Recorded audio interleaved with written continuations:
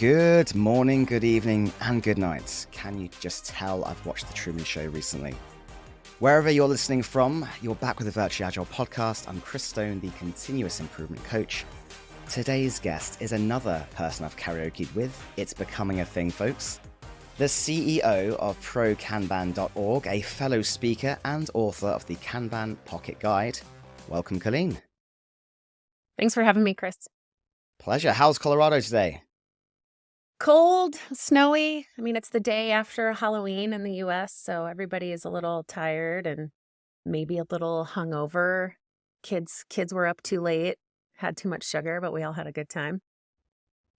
That's the important thing. So, for our listeners that aren't familiar with you, Colleen, tell us about you. What makes you tick?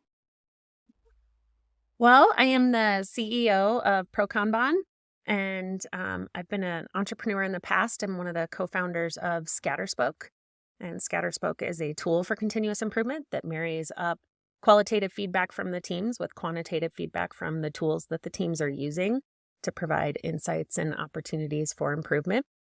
And I'm a coach. So, I think all of those things sound great on paper, but we also have to get out and understand what it means to get our hands dirty and work with teams. So I love coaching at the team, program, and portfolio level, typically bringing Kanban either into teams that are using Scrum or helping apply Kanban from the portfolio level through design, discovery, delivery of larger pieces of work.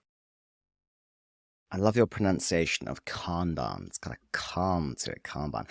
I always think Kanban in my head, but I think I might try and pivot to your way of doing it. It doesn't work well if you're trying to use talk to text. It'll spell it C-O-N, like a con artist. Kanban. There's the downside. There we go. Hadn't thought of that. One of the hottest topics at the moment, Colleen, is the state of Agile. The job market for Agile folks it's a bit rough out there. There's data suggesting that companies, they still want Agile skills, but not necessarily the certain roles like Agile coaching. What's your take? What have you seen?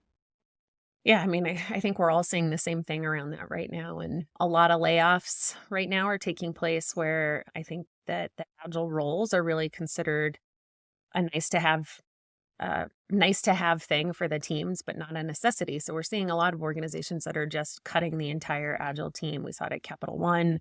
We're starting to see it more and even in healthcare and insurance industries.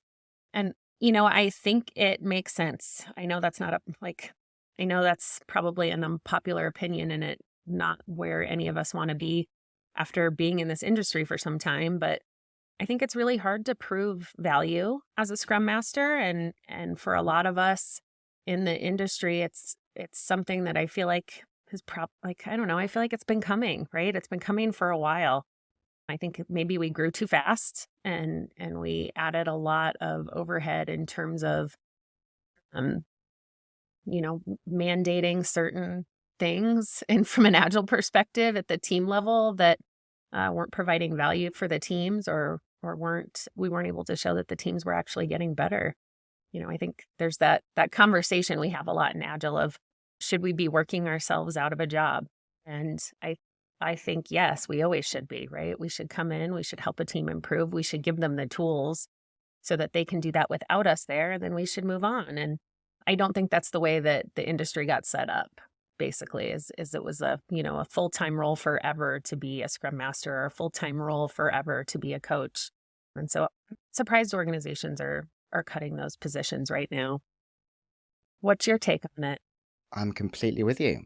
And I don't want to just agree with you, but I do really agree with you on this point, because for me, it's a fundamental value of my own to make myself redundant. I talk about it all the time. To me, the fact that people need less Agile coaches is a measure of success. We've moved in the right direction. We've begun to build in the skills into these companies so they no longer rely upon people like us to help. And that's a measure of progress. Now, I think another thing that plays in here is that, especially in tech, we've been doing Agile for a long time.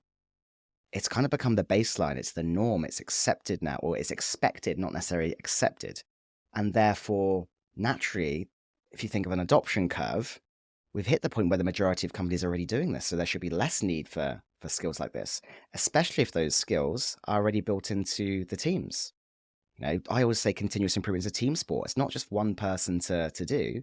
So therefore, when I'm working with teams, companies, portfolios, however level I'm working at, the aim is always to leave them in a better state than I started, to equip them with the skills, the tools, the techniques, the approaches to be able to do all of that themselves, and then get the fuck out of there. Like, I work to Exactly. escape the contract, not remain part of the furniture forever. Yeah, and I think, a lot of what we've set up too in terms of servant, the concept of servant leadership, I often refer to it as being like feeling like the team mom. We create a dependency on that role for the team to basically look to that person to do things for them instead of teach them how to do those things themselves, right?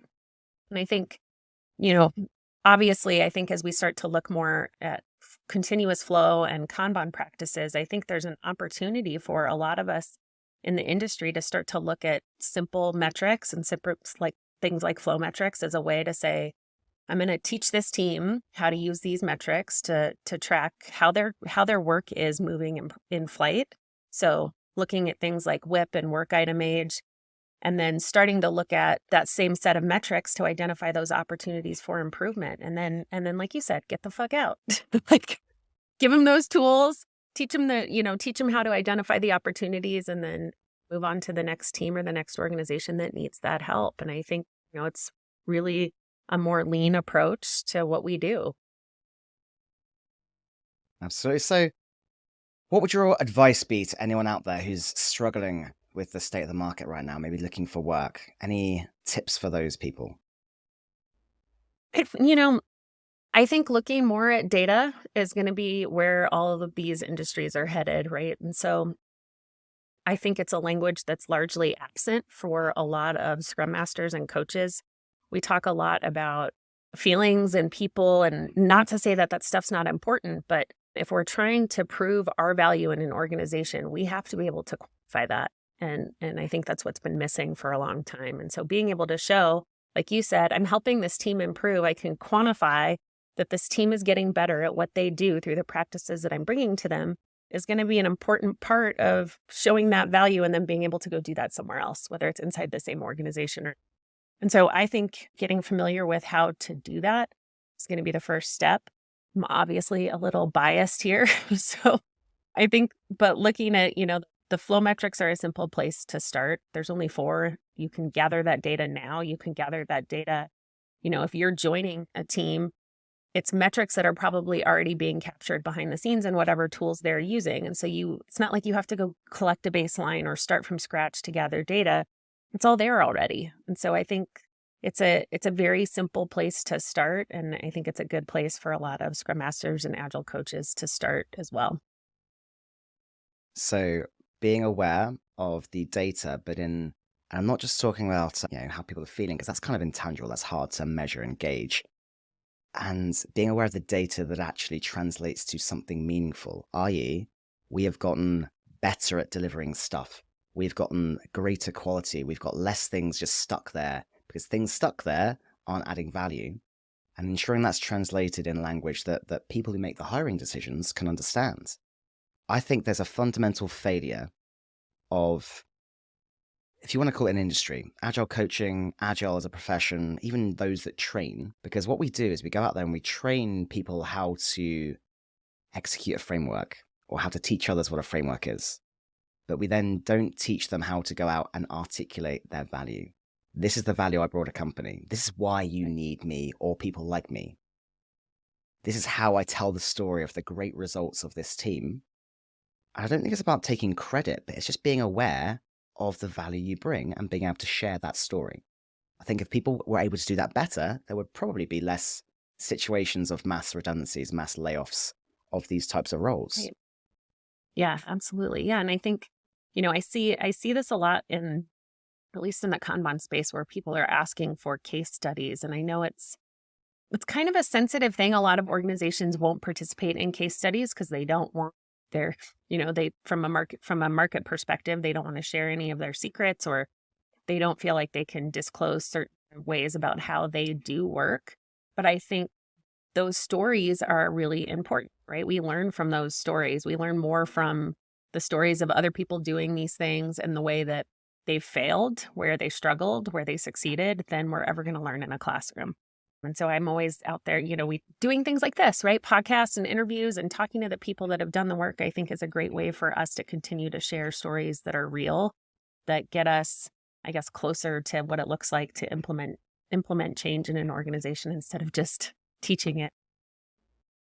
True story. You speak of failure. I'm a huge believer in this. Destigmatizing failure, sharing your fuck ups. Because do you know what? We're all human. We all do it. We just don't talk about it because we're afraid of the consequences.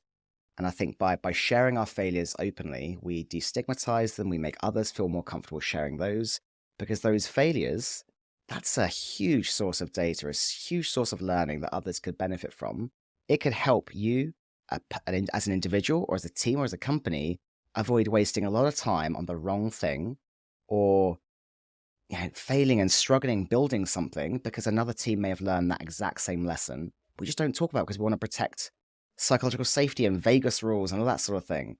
So I'm a big fan of sharing failures. So I tell you what, why don't we share one of our own each? I'm happy to go first, Colleen. Are you up for that? Sure. Yeah. Yeah? Let's do it. The most recent one, this is really hot for me at the moment. I told you about this just before we started recording. I was flagged for breaking code of conduct at a conference. Okay. And I'm willing to learn. I made a mistake. I'm human. We all do. I used language that was perhaps a little too flagrant for some, and I don't do so with any intent to harm. That's the important thing. So it happens. It won't stop me being me, but I'm willing to learn. I'm willing to avoid being a dick. That's the language I always often think about. Don't be a dick to anyone else. But yeah, I did that. I made a mistake and I own it, and I want to be better. So how about you? What have you got? Mine's a couple years old, but and rooted in kind of what we were talking about on the qualitative side of coaching. But there was an organization I was working with that was really trying hard to hit a fixed deadline where basically the money was going to run out.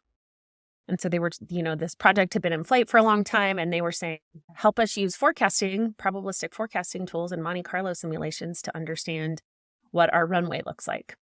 And so I introduced the concepts of the Monte Carlo simulation to the leadership teams and started working with them with the data to say, here's how much work we have left. Here's the pace we've been delivering at. Here's what would be true for where we're going to land, basically, around runway left and the hard dates that we have to hit.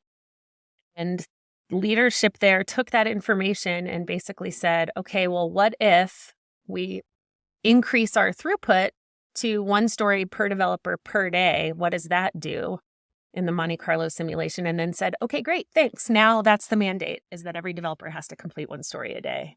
So I was like, shit, that's not how this is supposed to work. Right? And there's a ton of unintended consequences, maybe intended in this example, but right, like quality goes down, morale goes down. The way stories were getting carved up and written were garbage, because it was like, well, I'm basically going to size the amount of work to the work that I can get done in an 8-hour day so I can close this ticket and meet my quota.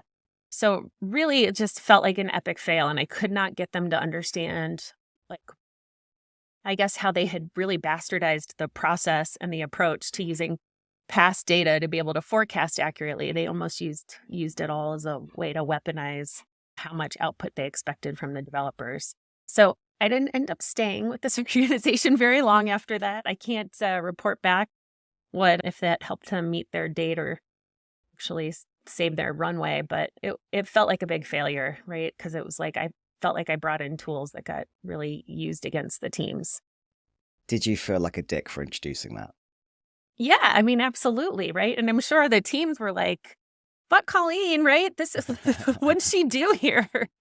Because, they weren't happy either. I don't think any of them felt like, obviously, it wasn't realistic. It didn't match up with what the past data looked like in terms of the throughput the teams had.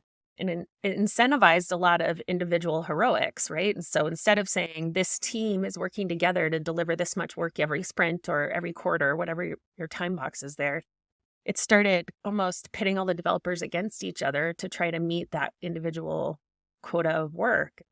I mean, so many things wrong with that, right? So many things wrong with that approach that came from that. But it really felt like I was like, okay, well, like, how do we back this out, right? Because they took the thinking and the tooling around throughput and really took the wrong next steps, I would say. Felt like a big failure. I guess the important thing is, how might you have approached that differently? If you were to face that same scenario again, what would you do to avoid that happening? I would mean, I think there's a lot of learning in putting some of these tools in front of leaders, right? And talking about how we can forecast in a different way and we can use past data to forecast. I probably wouldn't show them what will happen if our throughput goes up, because I think that gives the next question is obviously then make it go up. So there's some learning there for me and not even entertaining that side of the conversation. But I think there's also, getting people out at that level of the company out of the weeds of thinking about throughput as a means for, carrying a bigger stick, basically, or, requiring this output from everybody. We want to think about everything as a system and how do we improve the way the system is delivering value? Because in that case, like I said, there's all these things that decision drives that hurt the ability to deliver value effectively. And, you hear all these stories all the time of like, the Wells Fargo one, right? Of the accounts getting opened in other people's names because they incentivized that for their employees. And it's like, you have to think about that side of things when you're setting certain goals for a team. But I would probably not even entertain that conversation if I had the opportunity to do it over. You've reminded me of a great quote from Spider-Man. With great power comes great responsibility. And obviously that tool, that data can have huge consequences on the system if misused. So perhaps some awareness when introducing that of this is what could happen if you introduce this. And are those consequences something that you're happy with? And if so, are you willing to stand up to that when it inevitably, results in behavior that we don't want to see? Would you be happy with the scenario that, yes, you start to say one story per day per developer means that those stories become less valuable, lower quality? Is that something you're happy with? Because that could happen. Yeah. Yeah. And then shifting that conversation, right? I mean, being able to go back and say, let's look at what that's doing to what we're actually delivering, I think would be an interesting reflection for an organization that's mandating things like that, so that you could go back and say, like you said, Chris, let's take a look at what we've actually delivered since this mandate's come down, to see, are we getting anything actually out that's usable and that is the value that we would expect to deliver as an organization, or are we just closing stories every day to meet this quota? Because I see that too. I see that in a lot of large scale transformations, right? There's this, probably one of the things I hate hearing the most from any agile team is, well, we have to get credit, right? So how do we get credit for the work we did in this sprint if the story is not completed? And so you start to see patterns like, oh, well, we'll close three of the 5 points and carry 2 of the points into the next sprint. It's like, this isn't no, we're not trying to get credit for anything. The only thing we get credit for is when something is in the customer's hands, right? And so we've got all these mechanisms in place that I think it feels like you have to be able to show, like, this is our velocity from the last sprint, but maybe it's low because we didn't deliver that value. So we want credit here for the things that we're still working. And so you have to, there's all these patterns, right, where we almost incentivize that kind of behavior, and then breaks down the value of a user story construct. It breaks down the story of trying to understand the complexity and the point value. And we've done some of those things, I think, to ourselves. And the worst bit is, doesn't matter if you deliver 100 story points, if not a single one of them adds value or is useful or wanted by the customer. It's just efficiently building the wrong thing, isn't it? Yeah. Yeah. Delivering the wrong thing faster. And there is learning in that, I think, as an organization, right? You can, my colleague Pratik Singh at ProKanban says, you want to find out you're wrong as fast as possible, right? And so if we're delivering value quickly and it's not what's valuable to the customer, we want to be able to validate that. And I think, there's a whole argument around what things could you do earlier in your process to try to validate. Things like product discovery practices and running experiments. Those aren't 100% proof, though, that the market is the only thing that's going to validate value. And so I think even though we could put those steps in place, pushing things into production and pushing things to our customers is the only way we're really ever going to know if it's the right thing. Absolutely. And you hear a lot of fail fasts, right, in the agile world, fail fast. And I think fundamentally people aren't ready for that language yet because failure is too stigmatized currently. But just if you switch that ever slightly and say learn fast, right? All we want to do is learn quickly. We're going to try something, we're going to learn quickly, we're going to amplify the good things, we're going to dampen the bad things. And if we learn quickly, and this is what Agile brings about, lots of short, sharp feedback loops that enable that learning. If we learn quickly, we're going to reduce our risk of building Right. the wrong thing, our risk of spending time, energy, money, effort, and resources on something that isn't adding value. And therefore, we're going to have less waste in our system as well.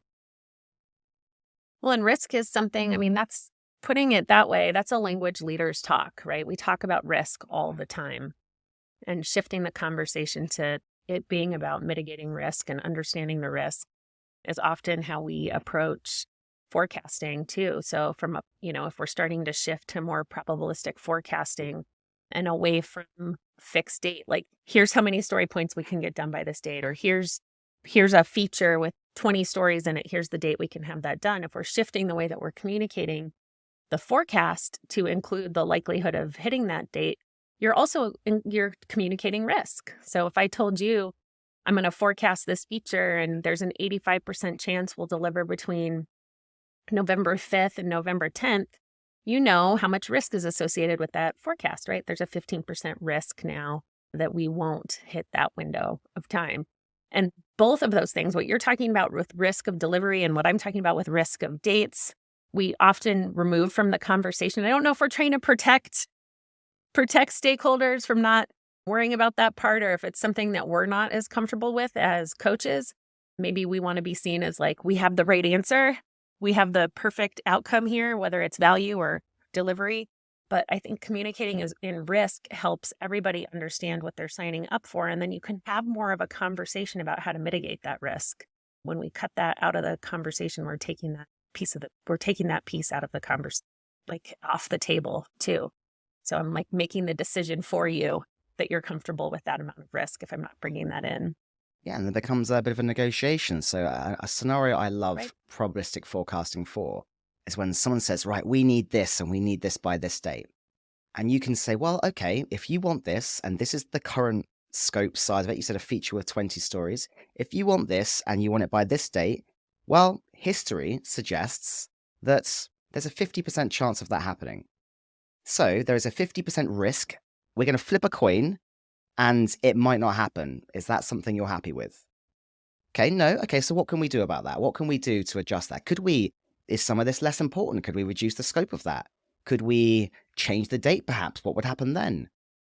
Could we, last case scenario, could we have more people involved? Because we know throwing more people at it doesn't necessarily make it happen faster. But there are things that there are levers you can pull that you then can bring into that conversation. And as you said, it becomes about mitigating risk in a language that people understand. Right. Yeah. And I think, as I mentioned at the beginning, this concept of using flow metrics to drive that conversation. I think one of the things I love so much about teaching flow metrics and talking about flow metrics is that it's data you already have. I see a lot of organizations where they're going through some kind of large scale transformation effort, whether it's scaled agile or another approach to transforming the way the business works. And one of the things I always see kind of tucked in somewhere in that roadmap is some kind of assessment, right? A business agility assessment or a team level agility assessment of let's baseline where we are right now, which I think is always kind of funny, right? If you're new with agile practices, which I don't think many organizations are anymore, they're usually doing some flavor of this, but it's like, if you're doing an assessment at that point, it feels like maybe too late in the process to be able to baseline. Where I think if you're just using actual data around the delivery of value, then you're able to have a much more concrete conversation about how the team is tracking and how the team is improving. And that's data you already have. All right, so we've already delved into flow. We're on it. We may as well continue with it. How would you describe flow to someone who isn't familiar or aware of flow as a concept in the working world? Yeah, I mean, I think the biggest thing about flow is thinking about removing time boxes. And I was just at the Agile in Africa conference and got to meet a bunch of amazing people there. And somebody asked me, what do you think is the core difference between Scrum and Kanban? And I said, well, Kanban's continuous flow and Scrum has time boxes as the boundary that you push against. And the person said, well, I think time boxes are a really important piece of work in any way that you're working because it gives you something, it gives you a milestone, right? It gives you a goal to push against. Convince me otherwise. And I was like, oh, let's go. Okay.